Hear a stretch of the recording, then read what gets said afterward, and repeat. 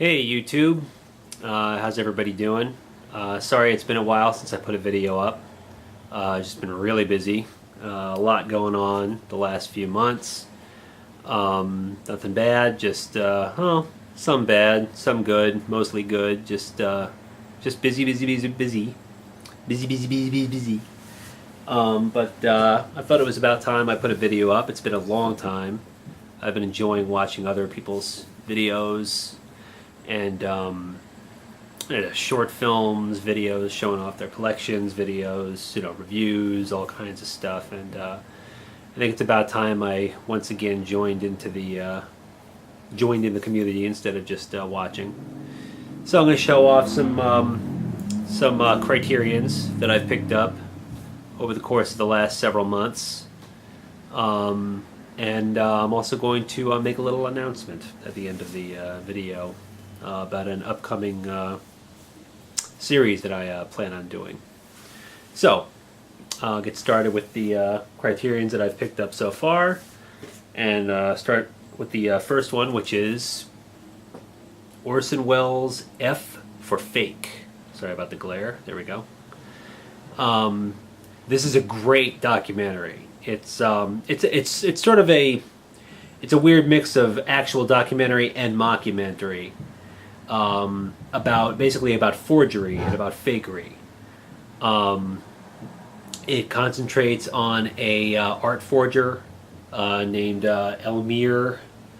Oh, what's his last name? Elmire Dehori, and Clifford Irving, who wrote an autobiography about Howard Hughes that turned out to be completely false.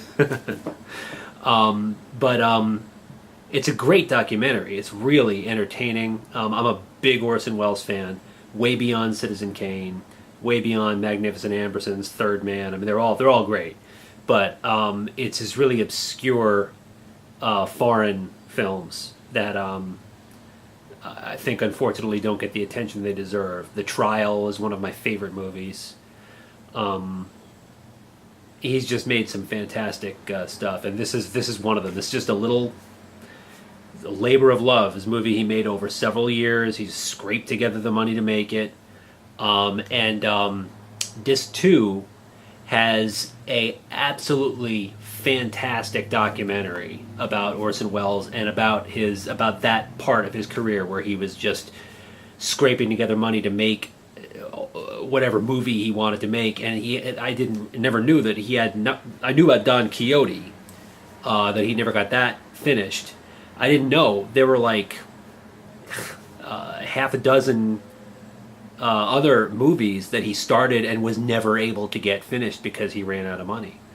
And by the time, maybe he got the money to do it, he had lost interest in it. So there's all these unfinished movies of his. But it's a great documentary with some bizarre footage, experimental footage. I highly recommend anybody who's a fan of Orson Welles. I highly recommend this disc, not only for the feature but for the second disc with the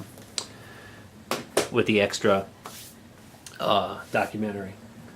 Next DVD I got is Carl Theodor Dreyer's Vampire, and this is a very nice, it looks like nice cover art, but the you don't realize how epic this edition of this movie is until you turn it sideways and you see that it's actually about as thick as a hardcover book. It's a 2-disc set, but it also comes literally with a book, which has the screenplay and the original short story called Carmilla that the movie's based on.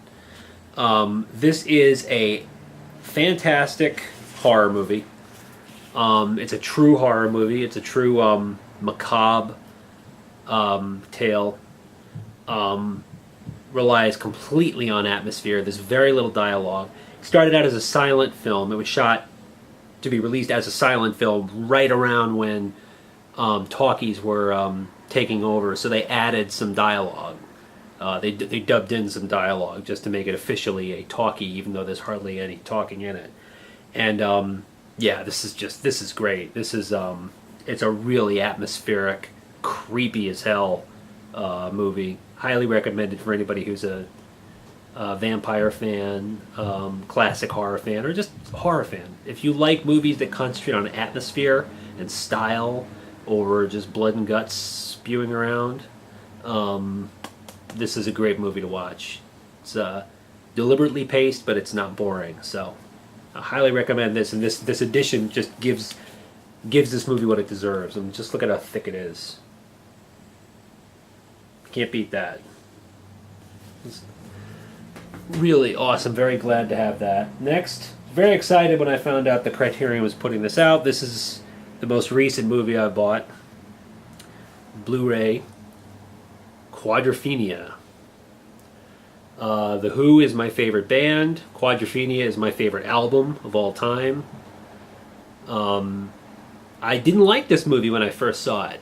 Long time ago, when I first saw it on video, I was very disappointed that The Who's music kind of took a back seat. I was expecting it to be a rock opera, like Tommy. I love Tommy. I think Ken Russell's Tommy is a fantastic movie. I think it's very underrated.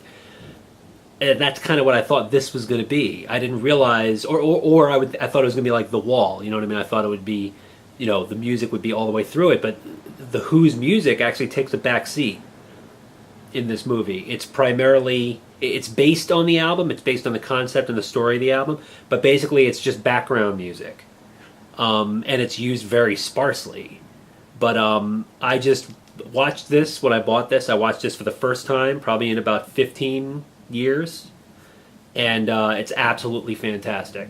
I don't know what I was thinking before when I didn't like it, because this is a absolute great movie. If you're a fan of The Graduate or Harold and Maude or movies like that, sort of coming of age frustration with your lot in life, not knowing what you want to do, this is along those lines. A little bleaker maybe, but yeah, it's this is a great movie. It's a great coming of age movie. And if you're a fan of The Who, I recommend it. And speaking of Harold and Maude, this is a fantastic movie. I showed this to my wife. She says that The Graduate is my wife's favorite movie, or at least it's in her top few movies. She told me that she thinks that this movie may have replaced it as her favorite movie. She absolutely loved this movie, and it's a great movie. It's a movie that mixes so many different moods. It's funny, it's tragic, it's macabre, it's romantic, it's silly, it's disturbing, it's bizarre. It's just an absolute fantastic movie. It's a great movie by a great director, Hal Ashby, who died too young, could have gone on to do a lot more.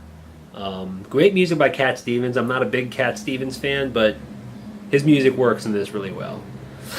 And yeah, it's just a great movie. Ruth Gordon is always a pleasure to watch. Speaking of her, I can't wait for Rosemary's Baby to come out. This one I blind bought. I've never seen it. Anatomy of a Murder. I still have not had a chance to watch it. But basically, my feeling is Jimmy Stewart, Otto Preminger, and Duke Ellington. Those three together, it's like, how can you pass that up? I could watch Jimmy Stewart sit and read chewing gum wrappers. So, and I haven't seen that many Otto Preminger movies, but I admire him. I think I've read more about him and seen more interviews with him than I have actual movies he's made. But I really admire him as a filmmaker. So I thought that this was just a must have, and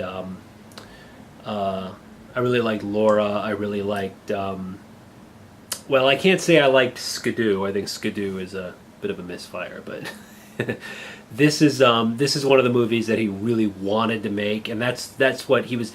Otto Preminger was a great great example of a director, very much like Clint Eastwood, a director who he'll direct a few big Hollywood movies so that he then has the leverage to, well, now I want to do something I want to do. And the studio said, okay, well, his last 3 movies were hits. We'll let him do some little movie that he wants to do, and this is one of the little movies that he wanted to do. And I can't wait to watch it. I just, I need to set aside 2.5 hours to do so. And I don't have that much time to myself, which is another reason I haven't been buying a lot of movies. I've been watching stuff on Hulu, watching stuff on Netflix. But yeah, this is one that I'm going to have to watch pretty soon. I'm really looking forward to it. But the clips that I've seen just to check it out look great.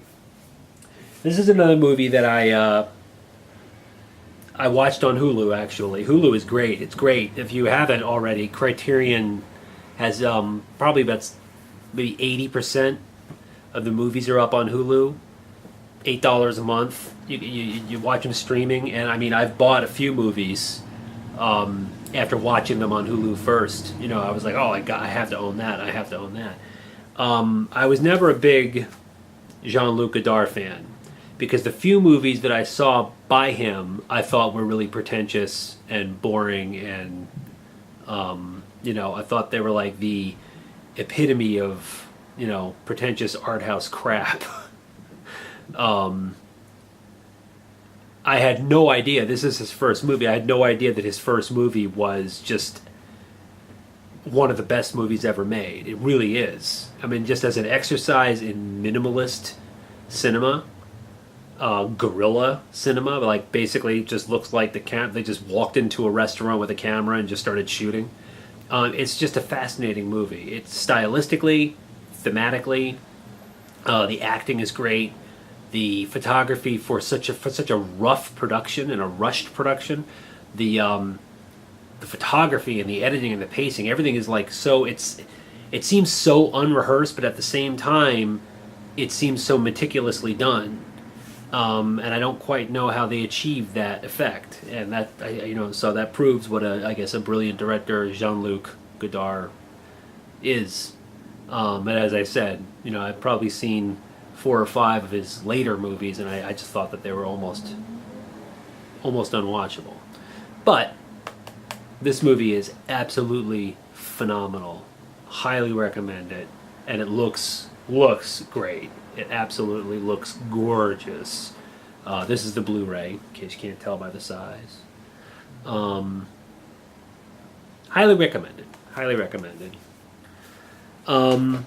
So that's it. I mean, I've bought some other stuff, but that's all the Criterions that I've bought over the last, 3 or 4 months. I don't know how long it's been since I've put a video up. I know it's been a while. But, so, I said that I was going to make an announcement. I'm going to start a series. I don't know if anybody else has done this or not. I actually didn't look yet.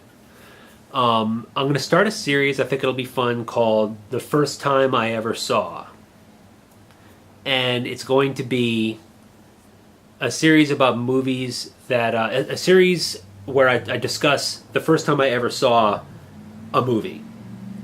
Something is, obviously it'll be mostly from my childhood. But, I'm going to relay my memory of the experience of seeing a movie for the first time, whether it was in the movies, whether it was on TV, and what it was like. And I mean, there's a number of movies that I saw that I have a vivid memory of the first time I saw it. And I think I'm going to...